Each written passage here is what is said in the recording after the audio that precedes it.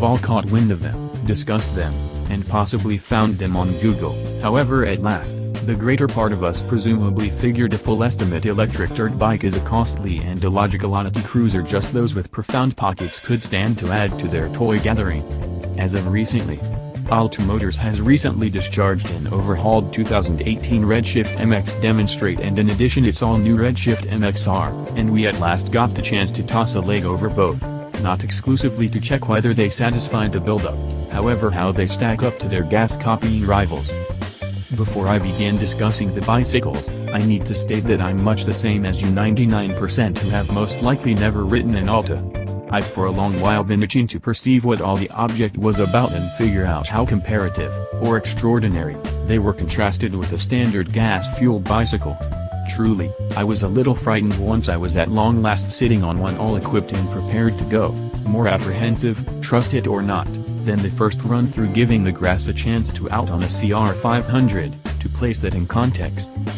With every one of the 120 feet-pounds of torque quickly accessible at the counter shaft on the MX at any throttle position, including marginally open, and 147 on the MXR, I didn't know how the Redshift would take off.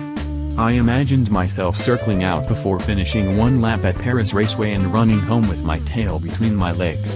Luckily, I had Derek Dorestein, Alta's fellow benefactor and CTO, disclose to me that there were 4 distinctive yield maps the rider could without much of a stretch flip through by means of a straightforward switch on the left handlebar. Guide 1, the Eco Mode, was the mildest, the setting you would instruct your NOOB cousin how to ride in, as Derek put it, consummate. I figured I'd begin there and spare myself some potential humiliation before bourbon throttling to internet notoriety before all the Alta executives on their sparkling new bike. Maps 2 through 4, Sport, Performance and Overclock, expanded the power yield bit by bit, with 4 tossing out whatever you can deal with, however higher yield clearly restrains battery life. Putting on a show to get the grasp and moving into first as the Alta folks looked on shaking their heads, we were off. Derek was correct, outline was without a doubt really gentle and it wasn't before a couple of 100 feet I knew I wouldn't be here long. Up to delineate, approve. At that point 3, okay. Presently 4, here we go. The 2018 Redshift MX cases to make 42 horsepower with 120 feet-pounds of torque, comparable drive numbers to, or much more, now and again, than any current 250cc motocrosser. The 2018 Redshift MX display has a couple of noteworthy overhauls and updates over the 2017. For one thing, it makes 2 more horses, measures 2 pounds less, 265 pounds, and takes just 2 hours to totally charge on 220 volts, down from more than 2 hours previously. In any case, pass on. The greatest change comes as its value, which was $14,995 a year ago and just $10,495 if you somehow managed to stroll into the merchant today. Now we're talking. All in all, what else does $10,495 get you? The Redshift MX has WP segments at the 2 closures, with a 4CS shut cartridge fork in the front and a 5018 connection right stud in the back, both offering full movability. Above. At that point there's the 120 feet-pounds of torque with a solitary speed transmission that requires no changing has you all the while in 1st and 5th gear in the meantime, metaphorically, which implies you can construct speed in an incredible rush. Luckily there's a couple of Brembos to clean that speed with a 2-cylinder caliper / 260mm rotor combo in advance and a solitary cylinder / 240mm plate twosome out back. Steel interlaced brake lines are a pleasant touch and present some strong and inconceivably responsive feel, which is particularly essential on unpleasant, uneven rough terrain territory.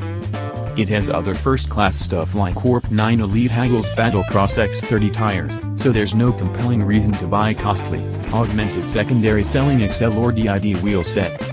In any case, enough with such a lot of exhausting specialized language. For $10,495 you know you're getting some quality poop. Things being what they are, what's a jump at the chance to ride? And in the first place, it's certainly somewhat irregular, such as wearing another person's shoes. However, that is clearly not out of the ordinary. Luckily, I've ridden Paris MX before so I was quite acquainted with the track's design and how much speed every deterrent / hop / turn and so on required to clear. My first sight lap was utilized more to make sense of how the throttle connected with and what sort of yield it delivered. Knowing I didn't need to change gears, how might the throttle position decide what amount of snort or speed would be created?